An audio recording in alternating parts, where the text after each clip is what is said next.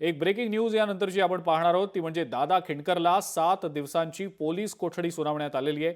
बीडमधील अमानुष मारहाण प्रकरणी आता पिंपळनेर पोलिसांनी त्याच्यावर अटकेची कारवाई केली होती। दादा खिंडकर हा धनंजय देशमुख यांचा साडू आहे।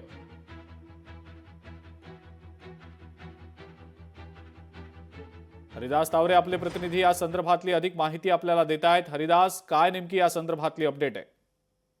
नक्कीच या ठिकाणी सांगता येईल की दादा खिंडकर जो आहे तो हरिदास बोला, आपला आवाज येतोय।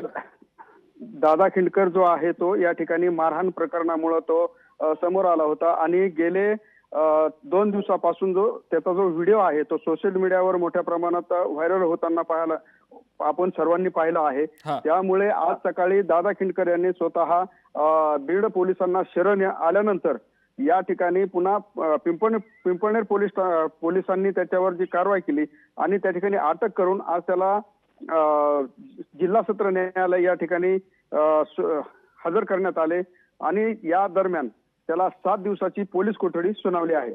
ठीक आहे हरिदास, धन्यवाद। सविस्तर माहिती आपण दिलीत त्याबद्दल।